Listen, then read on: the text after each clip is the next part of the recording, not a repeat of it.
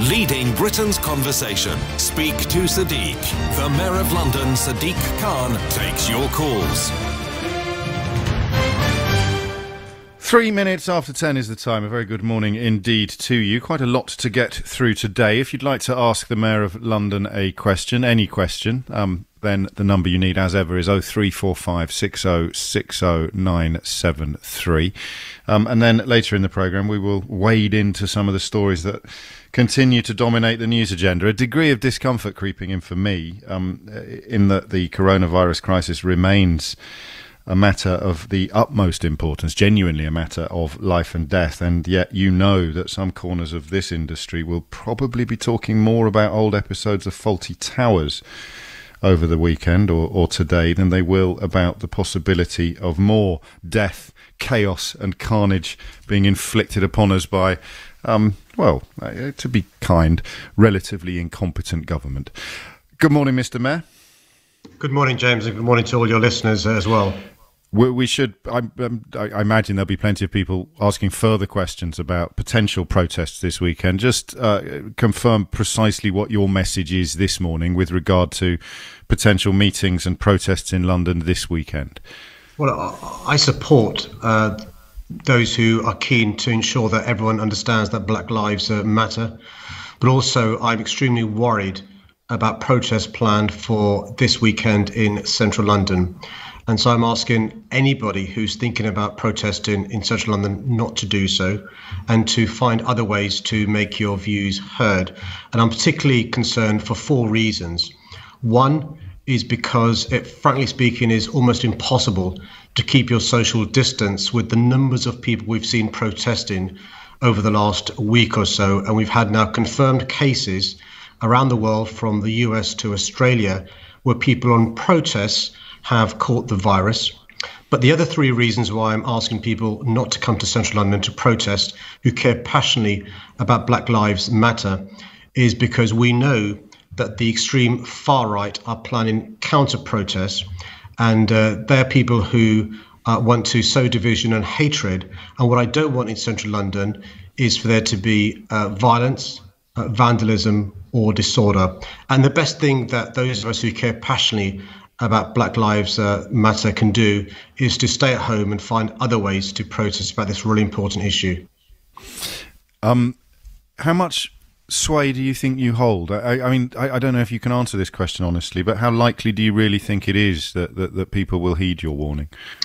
Well, I'm imploring on them to. I appreciate that, it may not have cut through with some people who want to protest in an event, but I want you to ask yourself the question how you would feel if you returned home from the protest with the virus and gave it to an older relation. Ask yourself how you would feel if the extreme far right got all the attention because of the violence and vandalism and damage that could ensue and the disorder, which diverted attention away from the really important issue that you're campaigning about, which is to raise awareness of the racism, the discrimination and the inequality Black people still face in this country and around the world. And ask yourself, is it worth the risk this weekend? And so I'm asking, those who may have more influence than me to understand why I'm saying this. And people who know me, both when I was younger, but also when I've been a lawyer, a member of parliament and a mayor, will know that I'm not somebody who says these things lightly. I think protest is an integral part of living in a democracy, but actually we're in the midst of a global pandemic. And we now know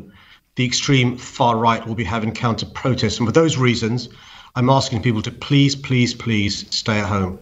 How do you categorise the extreme far right? Because it wouldn't be fair to use those words to describe somebody who is concerned about possible damage being done to a statue of, for example, Winston Churchill.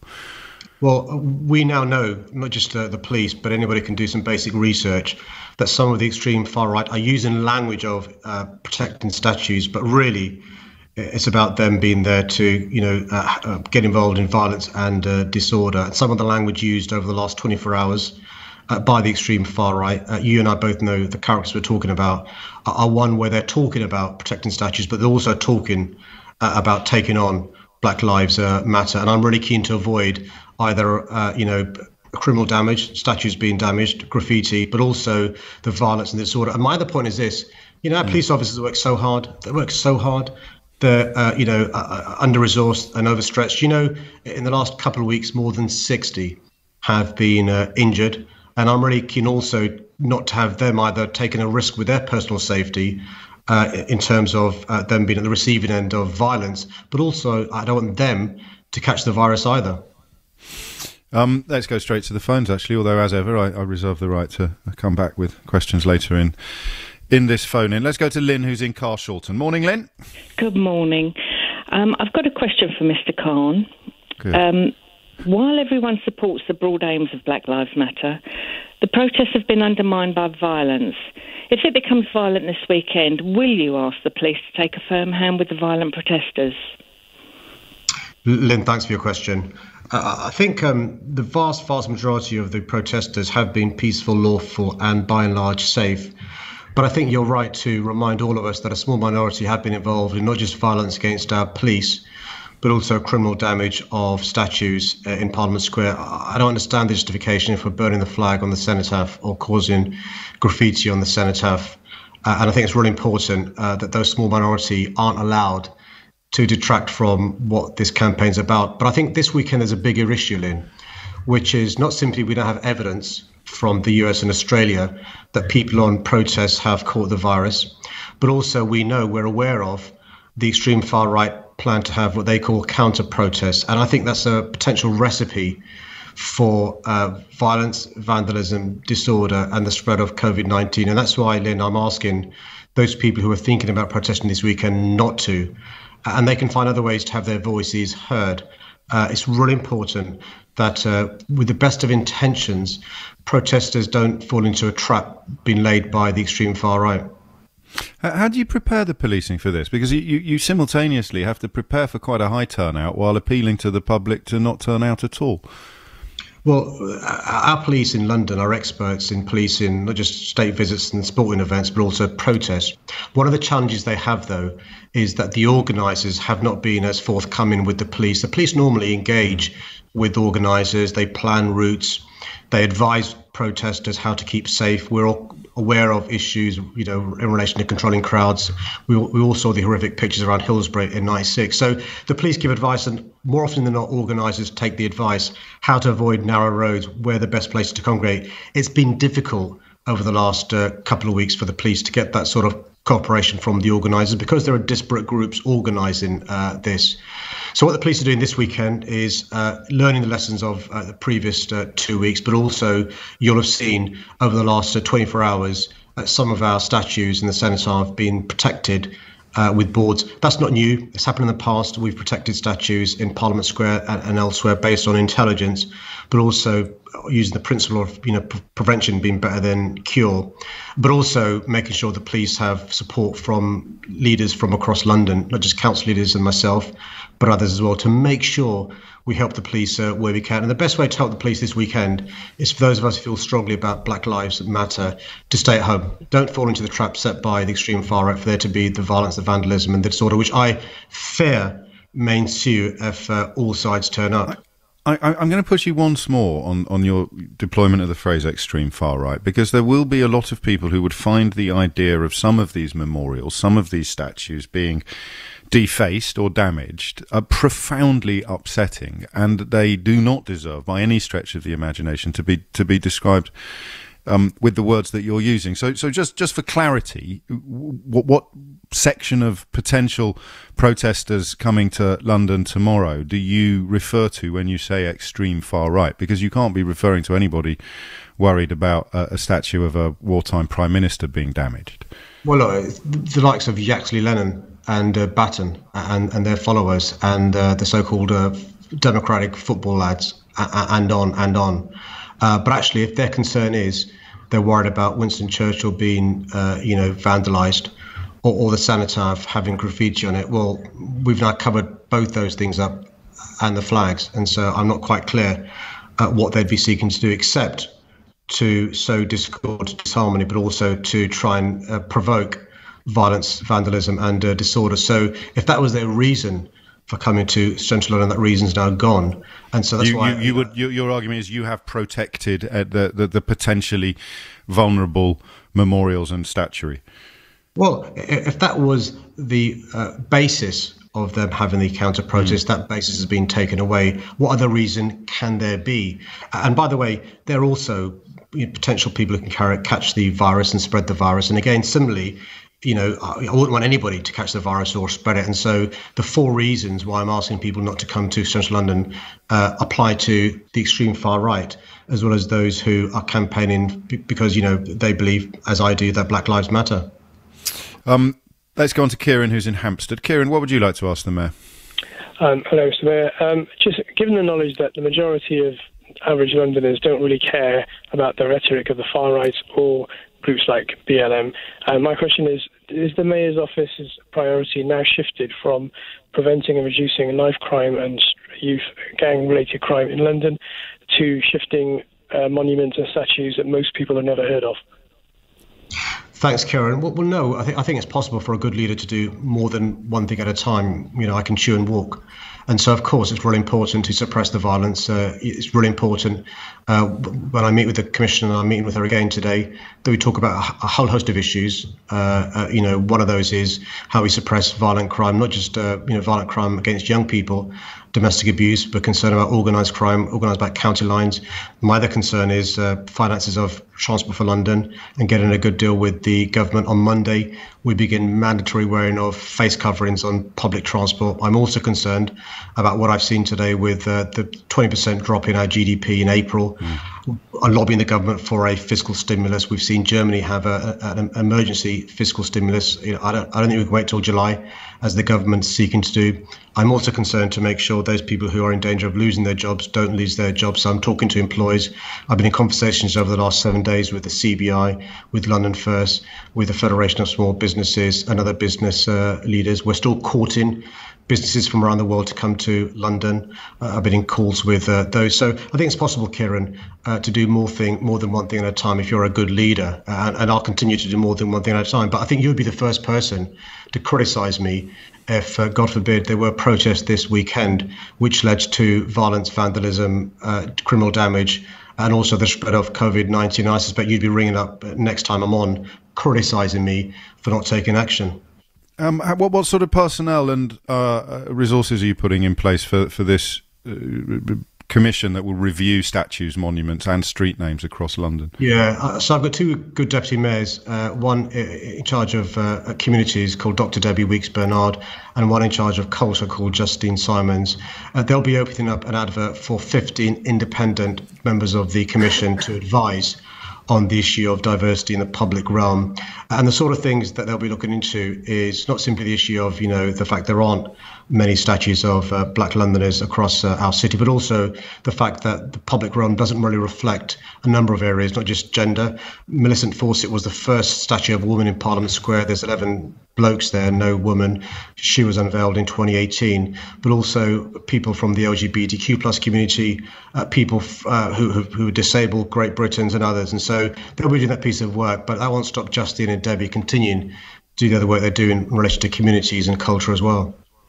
I think it was Tower Hamlets Council that took the decision to take down the statue of a slaver already this week. So where are the ones that you have dominion over, and which ones do local councils have the final say? Yeah, that's taken by the Mayor of Tower Hamlets, Councillor John Biggs, who took down the statue of Milligan. And so actually, if you think about London, very little of London there's public spaces are controlled by the mayor. The most obvious examples are Trafalgar Square and Parliament Square. The vast majority are under the control of councils or universities or private institutions. So one of the things we want to do is begin the conversation with them. And so we're hoping that the 15 commissioners we have, they'll include council leaders, they'll include people who run art institutions and have expertise there, and they'll include those from the NHS as well. You'll have also heard the discussion in relation to Guy and Clayton in relation to hospitals. So that's the conversation that we've begun.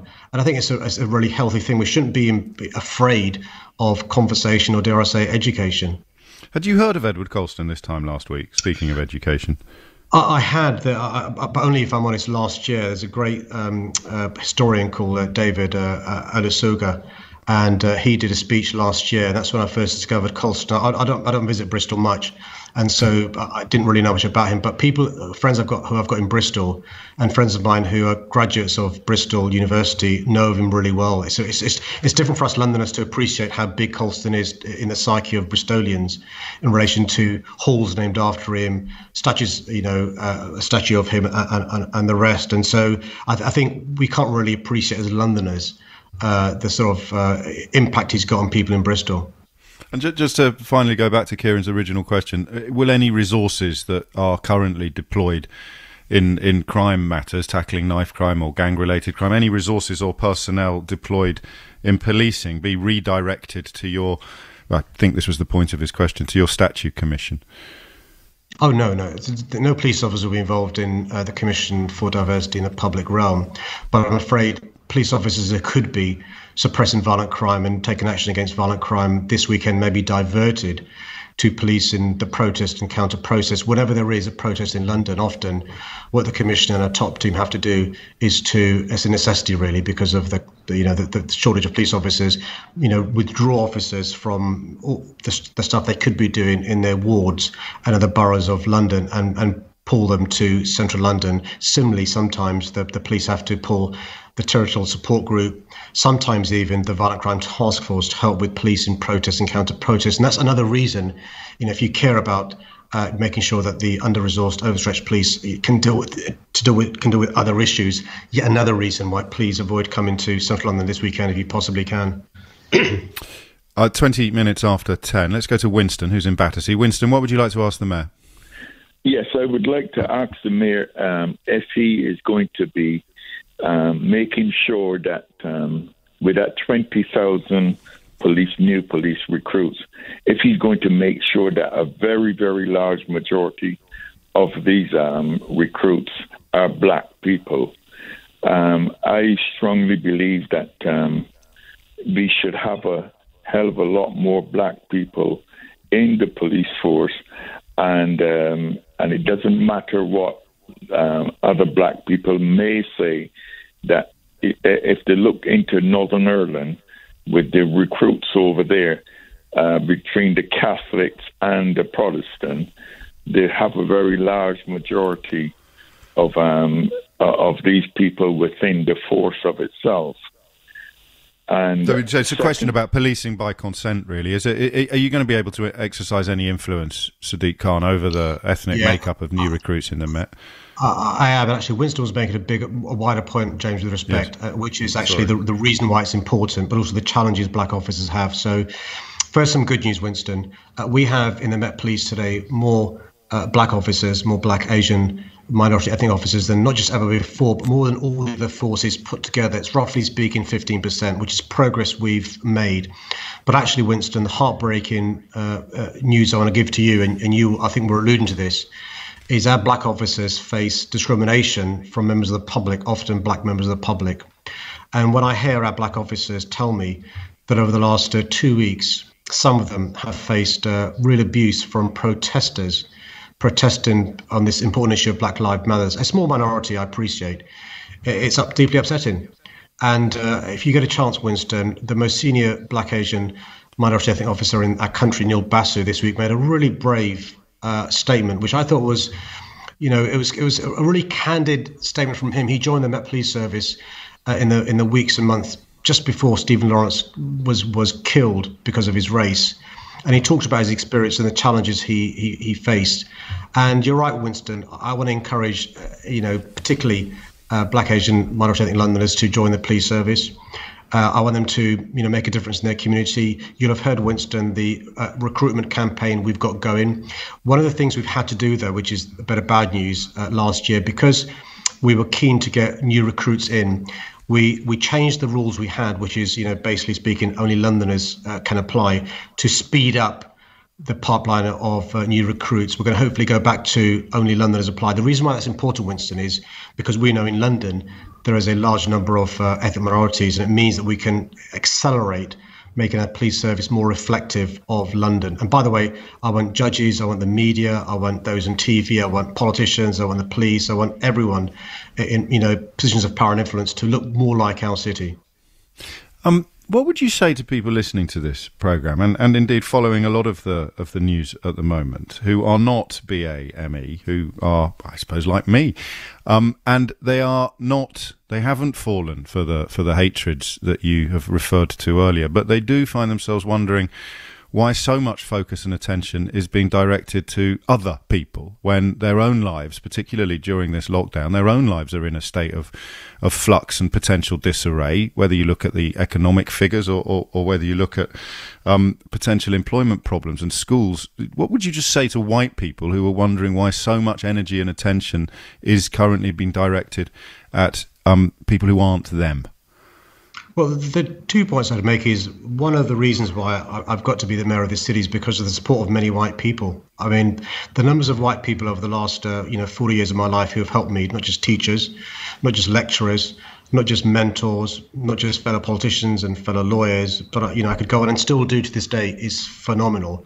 I genuinely say that this is the best city for me to raise my children in, and I'm grateful for what this city's done for me. It's given me the helping hand. Many white people have given me the helping hand. But the second point I'd say is, look, none of us have got life easy, but the experience of black people, not just in Minnesota, Minneapolis, not just in America, around our country and in London, is just different to the rest of us. And I include me speaking as a Muslim of Pakistani origin, Asian heritage. And I think one of the great things about our city is that we've got this huge power of empathy. And that means actually many of us, the white people you refer to, have taken the time to listen over the recent past in ways that we wish we'd done in the previous past, in the months and years gone by. And it must make us beg the question, why is it that a disproportionate number of black children are excluded from our schools? Why is it that so few black children do well in GCSEs and A-levels? Why is it? The question moves into slightly different territory. I'm thinking more of people who are not sceptical, perhaps, but they're not as allied with the cause as the people you describe, and they're sitting at home listening to the radio now, and they're thinking, well, look, quite a lot's going wrong in my life at the moment. My existence is far from perfect. Why aren't you ever talking about helping me? The point I was going to make is, if black people suffer less racism, less discrimination and less inequality, all of us benefit, not just black people, all of us benefit. And so, of course, I feel strongly about, the working class people who are white in east of London who are really struggling. One of the reasons why I was campaigning for the government to urgently address the issue of 0 hours contract and those in the gig economy was because it affects many Londoners, not just those who are black Londoners. One of the reasons why I was so keen to make sure that we are the helping hand in City Hall for the poorest Londoners, those from the poorest backgrounds, because I appreciate it cuts across ethnicity and religion. You're right to remind me, as somebody in a position of power and influence, that it isn't just black people who have got it hard from COVID-19 and from the consequences of austerity over the last 10 years. But I still have a responsibility to point out that actually black Londoners do have it worse. It's just a fact. And I think you judge a society by how you treat its most vulnerable and those who are the most disenfranchised and disillusioned. And I'm really sorry to say this to you, James, but, it's black people. Speaking of people of colour, we should probably add into the context of the statues being boarded up that statues of Mandela and Gandhi are also being boarded up today for fear that they would be defaced or damaged by a different section of potential crowds than statues of Winston Churchill or others. Thank you, Winston. From Winston to Winston. Thank you, Winston, for the original question. We're going to go now to Simon in Bedworth, although that's in Warwickshire, I think. I think you work in London, Simon. What's your question for the Mayor? I do. Thank you for taking my call, Sadiq. I hope you're well. Right, it's regarding these dire figures that have come out, this 20% drop in GDP. These are dire under any circumstances. It's tragic. So what I'd ask you is, do you think there should be some sort of free trade agreement between London and the EU, if not the rest of the country, because of London's strategic importance to the economy? Something needs to be done. What do you think? Presumably it's not possible, is it? I mean, I'd like to hear your answer, but I don't want anybody getting their hopes up. Well, Simon, can I just ask you, James mentioned you work in London. What area do you work in? What's your field? My field is electricity distribution. Right. Okay, so in some, I mean, James, to answer your question, it may be possible in some sectors to work closely, business to business, not a trade deal. You're right. I unfortunately can't, nor would I want to, unilaterally declare independence and do my own trade deals with other cities around Europe or around the world. That's got to be done from Her Majesty's government. But we are lobbying the government in relation to some sectors, Simon. That's why I asked. So I was speaking recently with leaders of businesses in London, but also national businesses who've got offices around Europe and around the world. And some sectors are, I think, more worried than others. So the financial sector, it's really important that the non-tariff barriers are removed. And it's interesting, the announcement from the government over the last 24 hours by Michael Gove, that the sort of border checks, border controls they were talking about may not now happen, which really helps with the transfer of goods. It doesn't really help in relation to the transfer of services, except it may make it easier for people to move around. So I think there are two things. One is the deadline for us to get an extension for the transition period is the end of June. And it's quite clear the government's not going to ask for an extension. So it really is important over the next few months that the government does a trade deal, a free trade deal with the European Union. And even more so because we now know from today's ONS figures that our GDP dropped by 20% in April. And some people in the government talk about a V recovery, a bounce back. I can't see how that happens if we've got the second part of the double whammy of us leaving on the 31st of December without any deal whatsoever. And so I'm hoping cooler heads prevail in the government, but also in the EU. We need cool, calm heads in the EU and the UK to reach a deal. The bad news is the government thinks the EU needs us more than we need them. But just looking at the numbers in relation to how much we export to the EU versus how much they export to us tells me that we need them more than they need us. And so I'm hoping that the government puts aside ideology and dogma and reaches a trade deal with the EU, because we now know from the USA that the idea that the USA can step in and do a deal with us that's equivalent to the benefits of the EU just aren't there. And just a final thing on this, Simon, which you'll know as a visitor to London, is I'm speaking to a number of our vice chancellors in our universities, and they are really, really worried about the intake this October as a consequence of both COVID-19 but also Brexit. When you bear in mind, London has the largest number of foreign students of any city in the world, but also we've got domestic students deciding to defer a year. I'm really worried about the impact on higher education, which is so important to the offer London has to businesses around the world. I think we'll move on to another question now. Before we do, what if you would put numbers on it? What do you think the likelihood is of them coming to some sort of trade agreement, however flimsy and however much remains to be concerned? What do you think the likelihood is of signatures actually being put to paper before the end of the year? I'm confident that we'll do a deal. I think the government's, even this government's not pig-headed. I mean, the idea that Johnson, Sunak, Raab and Gove would go into next year still recovering from COVID-19, or still potentially in the midst of COVID-19, maybe in a second wave, without a deal with the EU, would be the worst form of self-harm that this country's ever seen. And so, I think they realise the importance of this. We're talking about, even if it means them pivoting from no deal is better than a bad deal to any deal is better than no deal. They've got no choice for the simple reason we're talking about levels of massive unemployment we've not seen since the 1980s. And you will know from some of your listeners that employers have now started to consult their staff on redundancies because they've been told by their government they've got to pay 20% of their wages and they can't afford to do so. And so I think the government's got to, be pragmatic, which is, I know an oxymoron when it comes to this government, be pragmatic and realise actually that a deal with the EU, although they may get a few days of bad press from their friends in the media, it's worth that short-term pain for us to recover from the consequences of COVID-19.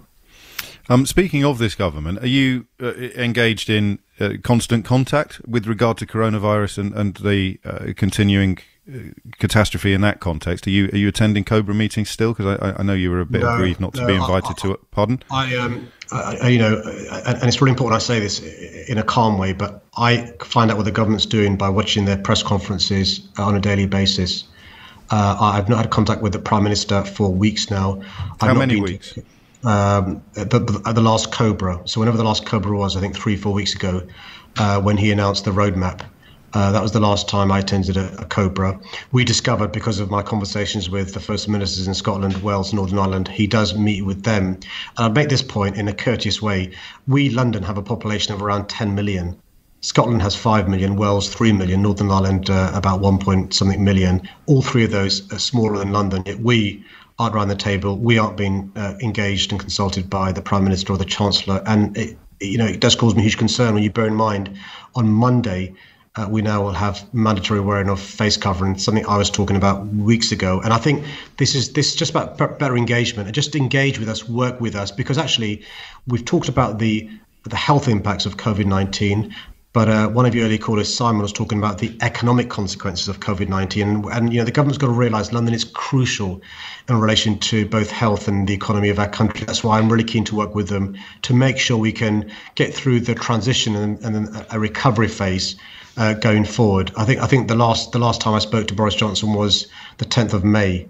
And so that gives you an idea of how little engagement, the Mayor of the capital city is having with the Prime Minister. It's the 12th of June today, and you haven't had contact with the Prime Minister since the 10th of May. It's unlikely that he holds your office in low regard because, of course, he held it himself for 2 terms. So why do you think that the Mayor is so, how do we put this, uninterested in you? Well, it's a question you've got to put to the Prime Minister. I've been writing to him. You must have given it some thought. What theories have you come up with? Well, there are some members of his government we engage with. I spoke to Robert Jenrick, the MHCLG Secretary of State, last week. But it's a question you asked for Boris Johnson. I simply couldn't answer that. We won't detain you for much longer, but we will find time for James in Southgate. James, what would you like to ask the Mayor? Good morning. Good morning, Mr. Khan. Good morning, James. You're a very intelligent man, I know that. Why, and also that Black Lives Matter organisation is a far, far left organisation. And you must have known, and I knew, and everyone knew that understands these things, there was going to be trouble. You knew that. Why did you not say just to clarify, James, if you just allow me to clarify, of the thousands and thousands of people that were protesting in support of Black Lives Matter as a movement, a tiny proportion of them would be in any way allied with the Black Lives Matter organisation to which you refer. And I know you're a very intelligent man, and I know that you know this, but just for the clarification of anybody who may be confused. I appreciate that. But that small minority are the ones that cause the problem, and there will always be that. And especially at this time of COVID-19. And you never actually came and actually criticised the fact that these people that were called thugs, or they caused thuggery, you criticised the Prime Minister for saying that word instead of coming on before that and saying it wasn't until Thursday, 5 days later, after everything had happened, that you actually started coming out on Twitter and everywhere else saying these people are going to be brought to account. Why did you have to wait so long? Okay, let me respond to the various points that you've raised. So firstly, in advance of last weekend, I was quite clear in relation to my advice to protesters that they shouldn't protest, and if they were going to protest and not listen to me, then it's really important they try and keep their social distance of keeping 2 meters apart, to regularly during the course of the day use the hand sanitizer and to wear face coverings, but it's really important they do so. I was also quite clear about criticising criminal damage done in our city in relation to what we saw with Winston Churchill, and with Cenotaph and with the flags. Did it take you until Thursday to do that? Did it take you until Thursday? No, it didn't. I mean, and the gentleman from Southgate can look at my social media account in advance of last weekend, and he would have seen what I was saying in relation to this. The point I make in relation to the Prime Minister and the Home Secretary leading with thuggery or reckless or criminality it shows a lack of empathy and emotional intelligence about why more than 160,000 people wanted to protest and raise the point that Black lives matter. And it's the racism, inequality and discrimination that Black people face, not just in Minnesota, Minneapolis, USA, but around this country and in London as well. And indeed, the point I'm making in response to you is the respect. It took our Prime Minister 5 days to actually make that point in the video message he recorded with his unkempt hair. And the question I put back to you as a supporter of Boris Johnson is, why did it take Boris Johnson 5 days to acknowledge Black Lives Matter? Well, James may not be a supporter of Boris Johnson. He may consider that libelous. James, I have to invite you back at this point. He assumes a lot, doesn't he? Is it true? May I ask you, pardon? Is it true? It is true. Oh, okay. My apologies. But I don't.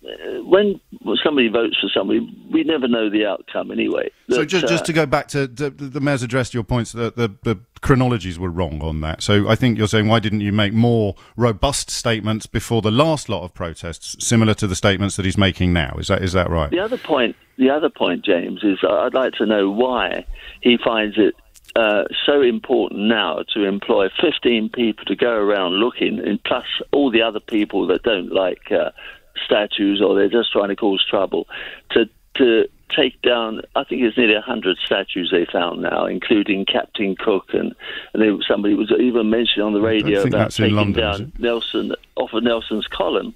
The other thing, now we have a rolling time bomb, if you like, not a rolling time bomb, but it's a time bomb, which now we're getting banned. Gone with the Wind, a famous film, is being banned. It's not being banned. It's been temporary. Yeah, I hate to be rude. But a lot of the things you just said aren't true. The Captain Cook statue that you refer to, where is that? Which one?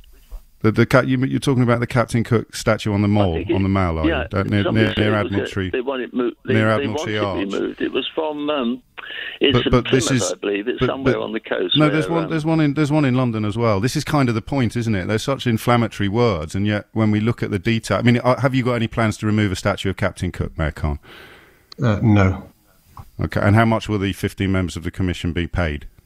I'm not sure. Normally we get volunteers to work on our commission and stuff. So if the question is worried about lots of money being spent on this work, it won't be. But the important point I'd say with respect is this: look, the society we live in now is very different to the one 300 years ago. I'm not sure if it was ever appropriate to have statues of slavers. But also I think it's important for us to have an opportunity to look at not just our statues, but our squares, our streets, blue plaques, to see whether they adequately reflect the contribution made to our city. And so I make the small point. A week after I became mayor, I was approached by somebody called Caroline Credo Perez. And she told me that there are 11 statues in Parliament Square. All 11 are blokes, not one woman. And so she began a campaign to have a statue of a woman in Parliament Square. We now have Millicent Fawcett. Now, that's just one example of many of us who love this city, have been here all our life, just not realising there are so few statues of women. And so, you've gone to removing statues, and some statues should be removed. I welcome Tower Hamlets removing Milligan. I welcome Guy's and St Thomas removing Guy and moving Clayton. But actually, this is a bigger discussion about having our city's public realm, public spaces better reflect the contribution made by many, many different people, different backgrounds, not just ethnicity, but the LGBTQ plus community, those who are disabled, those who are women. Apart from when you're answering questions on the issue from people like James in Southgate and me, how much of your sort of working time do you foresee dedicating to the issue of statues in the coming months and perhaps years, depending on the next election, of course? Well, no, fortunately, I've got two deputy mayors who are doing this piece of work for me, in addition to the other stuff they do. That's one of the things that the joys of having deputy mayors. And so actually, except when I'm answering the question from the caller from Southgate and the previous caller, I hope not too much of my time's going to be focused on this, because the key focus of Black Lives Matter isn't about statues, actually. It's about addressing the structural racism, about addressing the inequality that black people face, from education to health to criminal justice system to mortality. Those are the chunky issues that the movement wants me to focus on. And sure, there's an issue of public realm, which obviously will be dealt with, but we mustn't lose sight of the bigger picture here. Does that reassure you, James? Not really, no. We're in the biggest... this pandemic is really... But he's just said that he's not going to be dedicating any time at all to this particular issue, except when he's talking to people like you and me. He has an army of people doing it for him now. He set the ball rolling. He started the ball rolling. Sadiq Khan, do you have an army of people dealing with this ball that you've set rolling? No, I don't. And I think, to be fair, James, I am grateful that you rang up, James, to ask me these questions. But let's be honest, you're not going to be persuaded of anything I say, and so I understand that and I respect that. But just to reassure you, James, you could do even less in the issue of statutory. That would be encouraging, perhaps.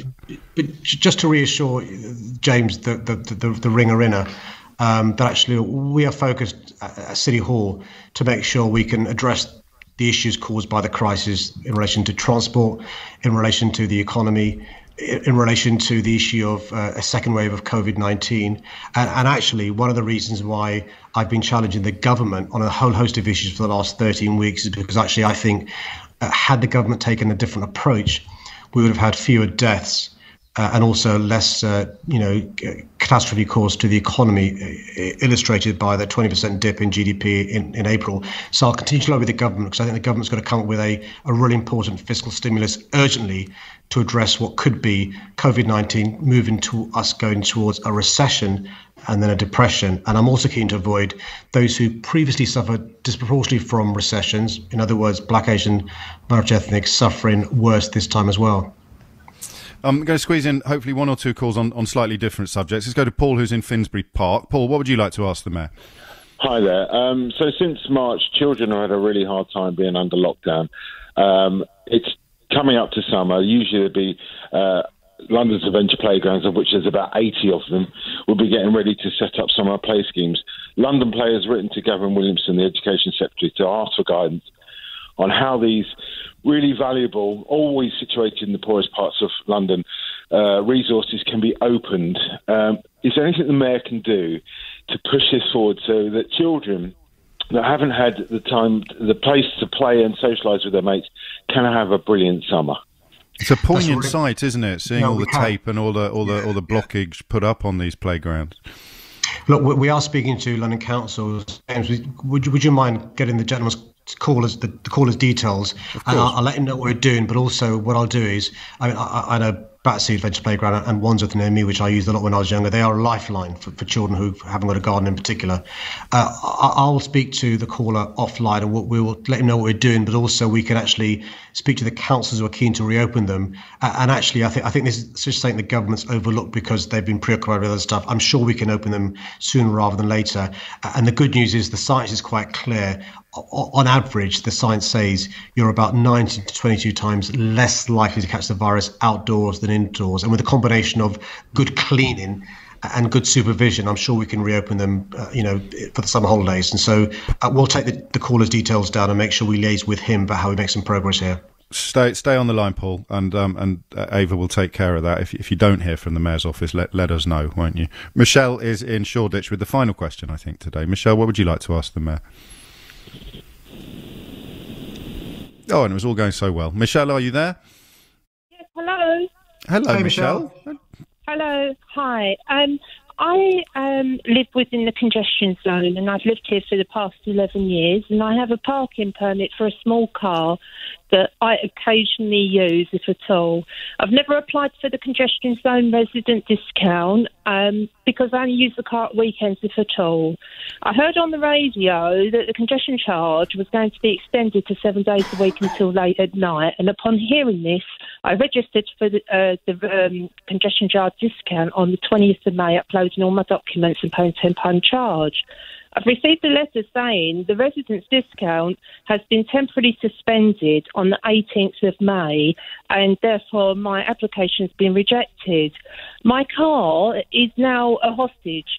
I can't afford to pay £15 to move it out of the zone and £15 to move it back in the zone. I live here, and I'm a high-risk cancer patient, and whilst I walk as much as possible, I occasionally really need the car because I want to avoid public transport if possible, but I occasionally need the car, and I think I have a right to use my car, but I can't. Just to reassure you, obviously you've got so you are entitled to the exemption. James, again, sorry to give more work for Ava. Can you give me the caller's details? I'll follow it up personally, but you are eligible for the exemption that you referred to. I'm not sure why you've been told you aren't. Again, James. So who has seen it suspended since the 18th of May? Just to be clear, do you know? Yeah, I'm not sure, because basically we're extending the application period for the discount scheme, and so if I could take the caller's details, I will follow that up. But also, I'll make sure I find out why she was given the information she was, and just to reassure Michelle. We'll speak to you today, but don't worry, James does chiv me if I don't respond to his callers, and so I promise to chase that up. I do, Michelle, so do make sure that you keep us in the loop on that as well, just in case it slips through the cracks. That's it for another Speak to Sadiq session. Come Monday morning, Sadiq Khan, what would you consider to have been a good weekend? A number of things. Firstly, I hope that no people come to Central London to protest, not just the Black Lives Matter movement, but also the extreme far right. I'd hope on Monday morning that anybody who wants to use public transport is wearing a face covering, which is the law by Monday. But I hope most people, if they can work from home, continue to do so. Sadiq Khan, many thanks indeed. Stay safe.